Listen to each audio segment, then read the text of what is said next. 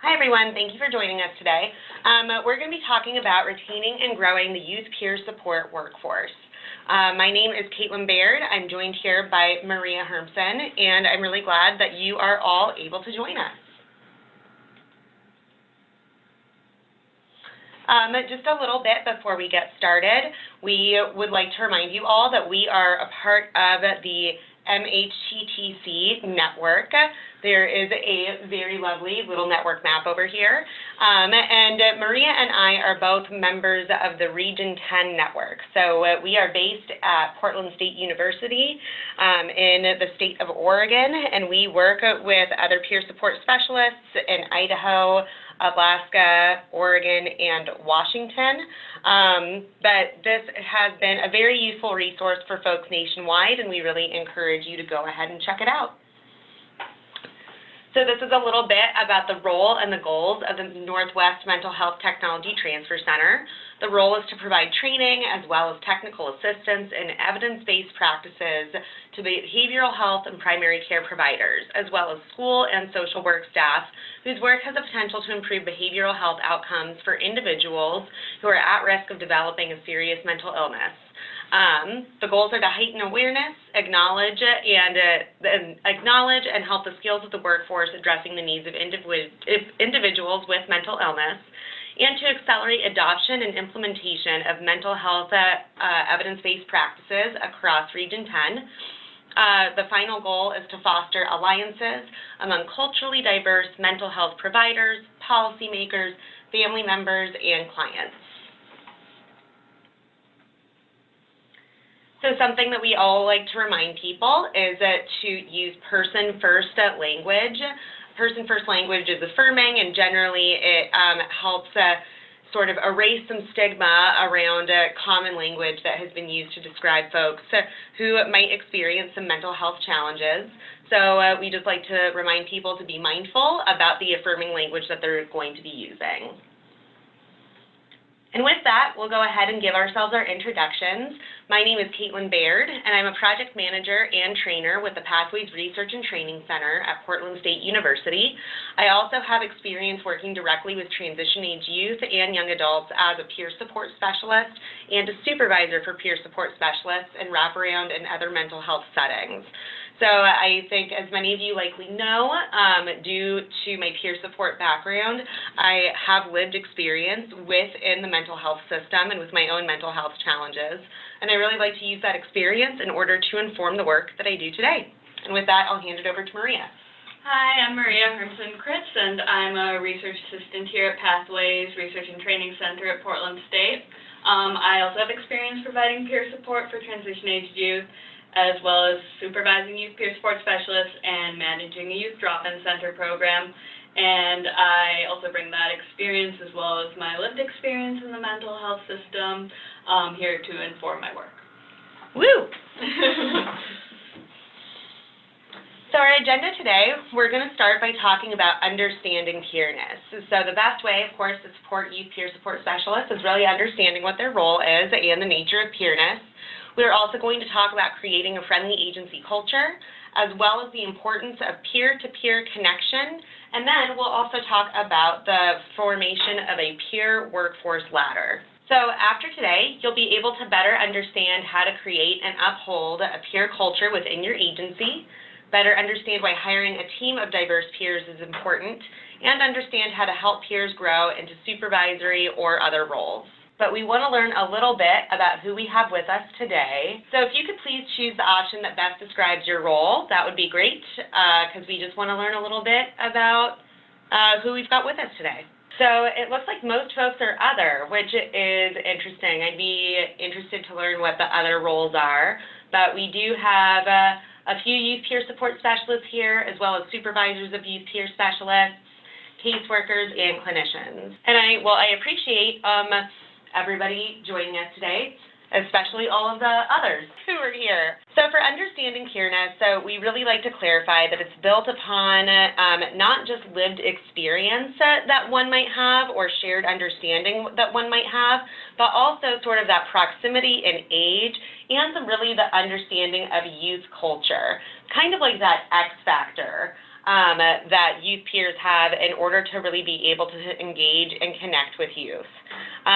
So generally, youth peer support specialists are folks who are anywhere between the age of 18 and 30. I will say that sometimes, you get like maybe the 32 to 35-year-old who's just like super cool, and they might have that youth peerness factor, but they typically have the same proximity in age. They also might look different and dress different than typical professionals. I know that when I was a youth peer support specialist, if I was going to meet with my young people, I was typically wearing like tennis shoes and jeans and a hoodie rather than wearing like professional wear or something of that nature. Also, youth peer support specialists are going to be doing things like using technology in order to connect with their young people. I think that we know oftentimes young people are not like one to answer the phone or to leave a voicemail. So doing things like texting, supervised social media that by their agency, but really meeting the young people where they're at in terms of how they communicate youth culture and things of that nature. So as you see, we've got Steve Buscemi here, who I think is trying to do his best to connect, but probably not going to make a very good youth peer support specialist. So while youth peer support specialists are going to, again, have sort of that X factor and are likely going to have more connection with the young people and might even look like the young people that they're working with, they are still professional providers. But oftentimes, of course, their interactions with youth look different because of shared lived experience. But peerness doesn't mean that they're any less respectable or professional than others within the agency, or that their role is any less important to the youth peer, particularly within their treatment teams. Oftentimes, relationships are definitely more informal and conversational. And youth peer support specialist's primary role is really to help the young person advocate for themselves, guide their treatment plans, and destigmatize the youth's experience. So in that means that sometimes there might be some healthy conflict on teams, because I know that there are definitely things that show up where maybe the youth is advocating for one thing and other team members are advocating for another. And so when the youth peer support specialist is really there backing up the youth, it's because that's their role to help the youth advocate for what they want. Even sometimes if we might not totally agree with it or we think that there's a better option. This does not mean that, youth peer support specialists are ever doing anything like advocating for something that might be unsafe, but it might be somewhat at odds with other members of the team. And I see that folks are chatting into the chat box. We're going to make sure that there's time at the end to answer everybody's questions. So we have a fun example here of a youth peer support specialist doing their job. They might look familiar, as you saw their picture at the beginning of the presentation. This is our dear Maria. So we're going to go ahead and share our computer audio and go ahead and play. Totally. Okay, cool. I think that's a good one. What else? I mean, I know you're on Facebook a lot. I enjoy memes. Yeah, there you go. I'd say I have a pretty unhealthy obsession with memes. Why would you say unhealthy? Well, I mean, if you're like in the bathroom for like 4 hours and you can't feel your legs anymore, so you just give up on life and decide to be a toilet man who just feeds off memes. That's probably a sign that you're getting... When you can't feel your legs, that's when it crosses over to unhealthy. Yeah, you try to stand up and you just... Okay. They go to continue to talk about memes and things of that nature, so that's just a little example of how peerness might look different. So due to the unique nature of the youth peer's role, again, the youth peer and other treatment providers might not always be on the same page. The youth peer is not tasked with things like telling the youth what to do, sharing what the youth has said with other team members, or representing the voice of other treatment providers. And sometimes this can feel a little conflictual, but I think that with a clear communication and expectations of the role, this is something that's easy to avoid. And when you can avoid some of this conflict, of course, that's a good way to retain your youth peer support specialists in their role. And now I'm going to hand it over to Maria. Okay, so now we're going to cover how to create an agency-friendly culture for youth peers at your organization. So really the first step is ensuring that your agency is ready to accept youth support specialists. and that your mission and vision statement really reflects the values of peerness and clearly expresses such. So here's an example. Insert your agency name here. Values and listens to the voices of those who have experienced mental health challenges, trauma, and systemic oppression, and lets these voices of experiences guide our work. And this is just a good way to really show that from the top down, you are kind of invested in preventing stigma against people with lived experience. So agencies that have peers should have policies that support health, wellness, and self-care. Youth peers should have the option to take mental health days, and youth peers should be paid equitably with other staff. And what this really demonstrates is that youth peers are valued as much as other staff members are, or as much as other roles that might be more traditional, like clinicians or case managers. Youth peers should have the ability to maintain a flexible work schedule in order to better meet the needs of their youth. Young people, as we know, are often in school, so working a 9-to-5 schedule is not always going to be realistic for youth peer sports specialists. You know, young people are going to get out of school at 3, so a lot of the work of a youth peer sports specialist is going to be done after 3 o'clock p.m., unless, you know, they're meeting with youth who are already out of high school.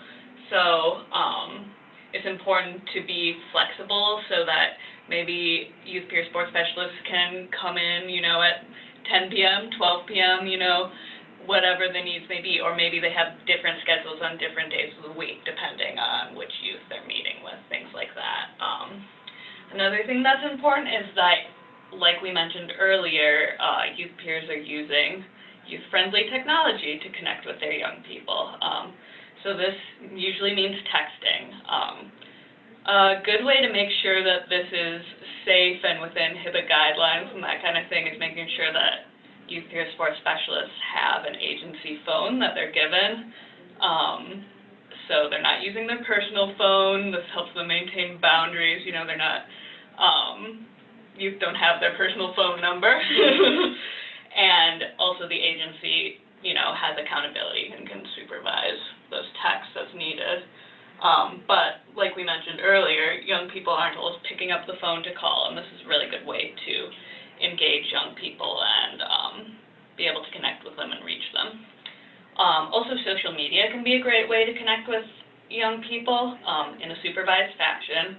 I know at an agency that Caitlin and I used to work for, we had work Facebooks. So, for instance, I had a Facebook that was under the name Maria Hermsen with my agency's name after it. And with that, I was able to be Facebook friends with all my young people, and I could post things related to the agency I worked for and Facebook chat my youth on there. And that was a good way to get a hold of my youth. Sometimes they would text me back, and I could check in with them on there. Also, see what they were posting. If I saw a young person posting something that seemed like a red flag for suicide, it was a good way to say, hey, like, are you okay? Sometimes it turned out just to be a meme. Yeah. And sometimes it turned out to be more than that, and we could check in about that. So training and coaching is another important way to maintain a positive agency culture around youth peer support. So staff members should really be trained about the youth peer support role prior to working with youth peer support specialists, about the value of youth peer support for young people, and really about working with people with lived experience and about the rights of people with disabilities, that kind of thing. Youth peer support specialists should receive their 40-hour certification training that is exclusive just for youth peers, and they should also be able to co-lead any trainings that focus on the role for their non-peer coworkers. And research has shown that youth peers feel much more comfortable and supported in their roles when their non-peer colleagues receive training on the role. Other trainings that youth peers might attend include the ASSIST training. That's a great training on suicide intervention. The AMP Plus training, that's a training that we do here, which is really just some enhanced skills for working one-on-one with young people, and it also focuses on skills specific to peerness, strategic sharing, that kind of thing. And collaborative problem solving is another really good training for anyone, but also peers.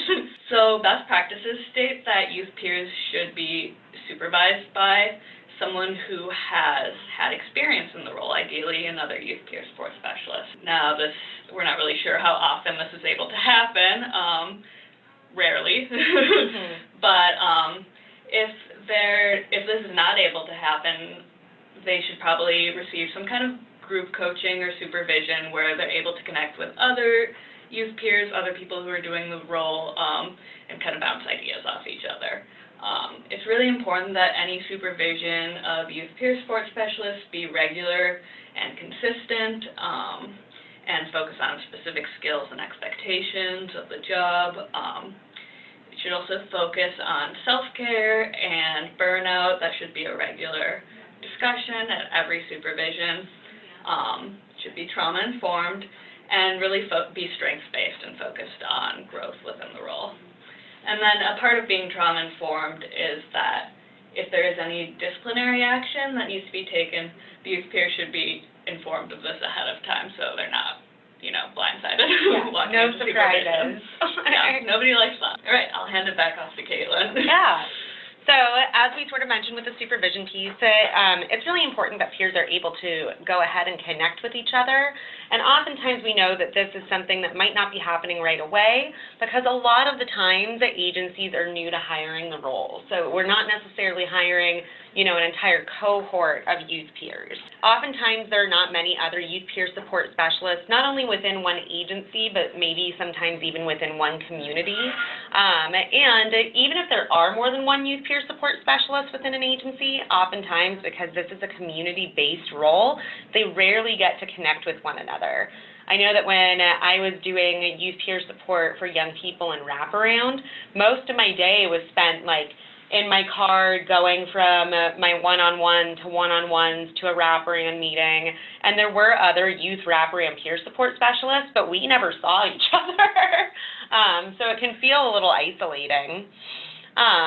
I would say, too, even if there's a good, strong, allegiance and bond within your agency, it's really important that youth peer support specialists have opportunities to connect with others who share their role. I know that I've worked with youth peers in the past who are very close with a lot of their agency clinicians or care coordinators, but there weren't other youth peers, and so a lot of the times it led to a lot of confusion about the role, or even I would say a lack of role clarity, and there was kind of a lot of blending of responsibilities. So you want to make sure that they're able to connect with other people in their role to really, I think, bounce ideas off of each other, but maintain sort of that role clarity.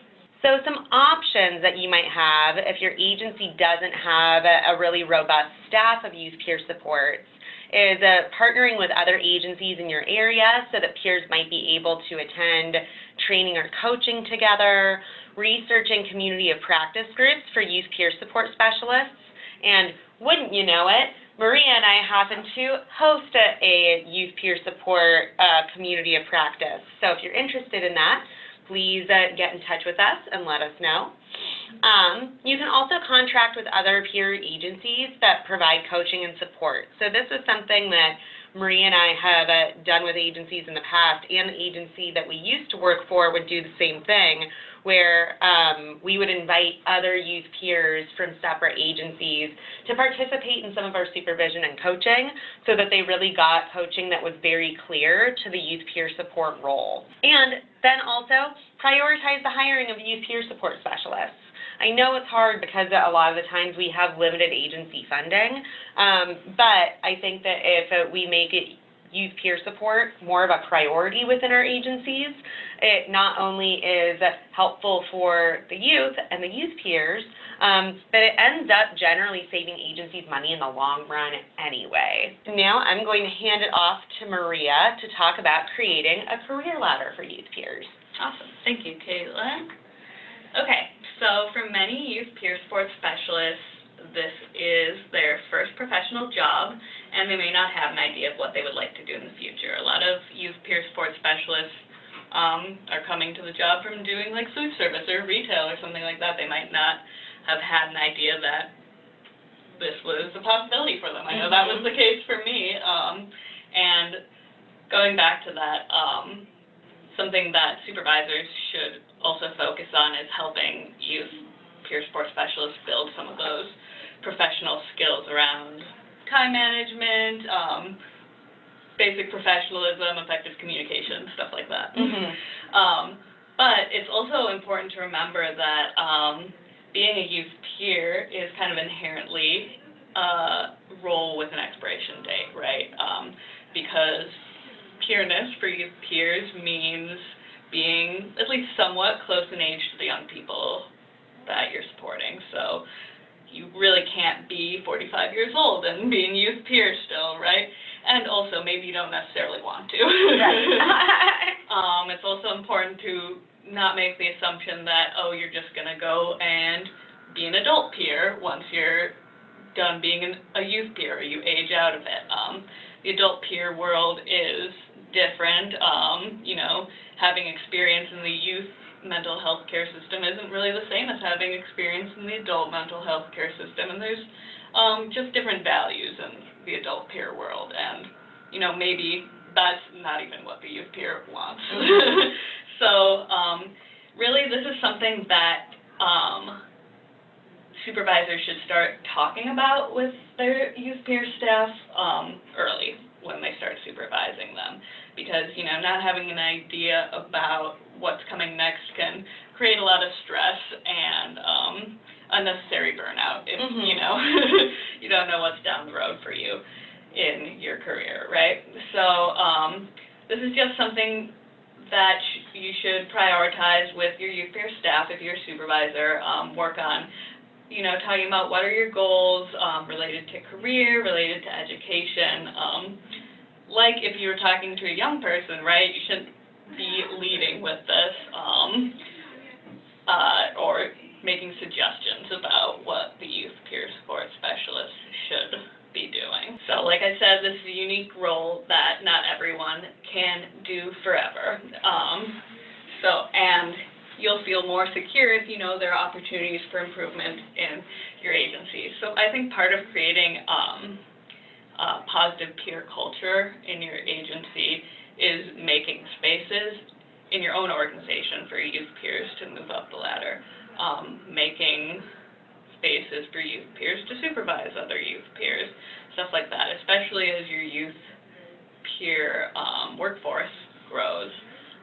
Also, I think part of that is just making more training opportunities available for youth peer support specialists, education opportunities, things like that, and making youth peer support specialists aware when new positions open up.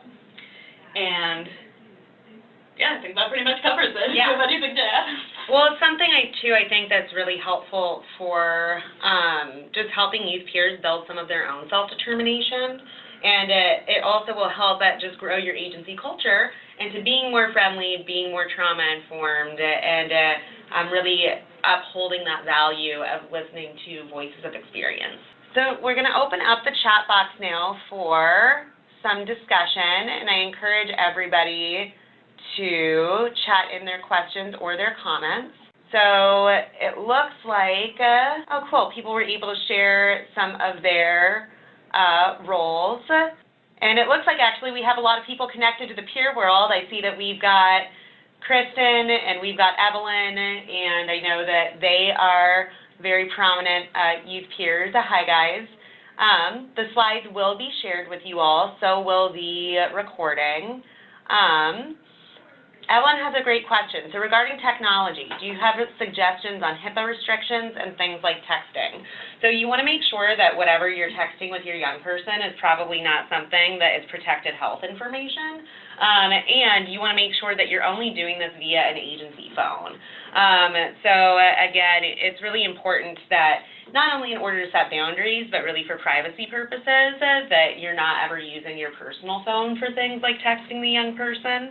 Also in regards to social media, that as Maria mentioned earlier, she would make it very clear that it was her agency's social media page. And also, that was something where the agency administrators always had the passwords to those social media accounts so they could be regularly audited. But it's, again, something where you wouldn't want to, like, post a picture of a young person or anything. It's really regarding just being able to keep in touch with them, particularly for young people who might not have phones. But that's a good question. I know that can be something that's, a little nerve-wracking for folks. And when we did post pictures of young people, we always had photo releases signed because young people would want to, we'd take pictures at events and stuff like that. So sometimes when we would send out permission slips, we'd also send out photo releases and, make it really clear this is so we can either share your pictures and on our agency website or on Facebook pages. You totally don't have to sign this, but if you want to, if you're over 18, you can, or your parents can sign it for you. But that's really important that you're not just posting pictures of young people on your Facebook page. Or tagging them in anything or anything like that. Yeah. So Christy had a question. We mentioned a 40-hour youth peer support specific training. Where does that occur? Not aware of that in North Carolina. So that's a great question, Christy, and I'm glad that you brought up it being in other states. So we, in Oregon, do have a specific training for youth peer support specialists when they get certified. In a lot of states, that's not the case. They might have just a regular peer support specialist training, which is generally really focused more towards the adult peer world. So I really encourage folks to think about if you have youth peer support specialists who are attending just the generalized training, then what kind of supplemental trainings might they be getting, or how might they be connected to other youth peer groups so that they can really get some more specifics and more comfortability around that role. So one suggestion that I might have is, I mentioned earlier that Maria and I do communities of practice, and that's something that's free and happens every month. So that might be a good way for youth peer support specialists to connect with other youth peers and maybe get some of that role clarity. But yeah, I appreciate you bringing that up, Christy, because in a lot of states there isn't something that is very specific for the youth peer. A list of boundaries that we can share that are specific for youth. I think that's another good question, Matt. I mean, I think that there are definitely some obvious ones, right? Obviously a youth peer support specialist can't have a personal relationship with the youth that they're working with. That's very, very clear. But I think that a lot of it is really also up to the youth and the youth peer, and something that can be worked out in supervision. So for instance, are they comfortable hanging out with that young person one-on-one, or do they generally want another peer support there? Are they comfortable driving that young person? Things of that nature. Do they like to text that young person, at nights or on the weekends? When are they available for communication with the young person in a crisis, for instance? I think those are important boundaries for the young person or the youth peer support specialist to set. And sometimes those are set by the youth kind of pushing those boundaries. Yeah, exactly. Sometimes you set those boundaries when the youth maybe has crossed the line a little bit, and you realize this isn't allowing me to do my job very well. Or do any self-care. Yeah. But I definitely think when we're thinking boundaries that there are the personal boundaries and then the obvious safety boundaries, right? Are there any other questions or comments that folks have? It looks like we're going to wrap up a little early. Please feel free to get in touch and learn more about the Mental Health Technology Transfer Network via Facebook, Twitter, online, and you can find out about upcoming trainings. You can also sign up for the newsletter, which is super useful, and just look at the new resources and research updates, as well as get in touch with folks like us so that we can help you with any of your youth peer support needs. Well, thank you, everybody, for attending. I really appreciate it, and I hope that this was useful for you.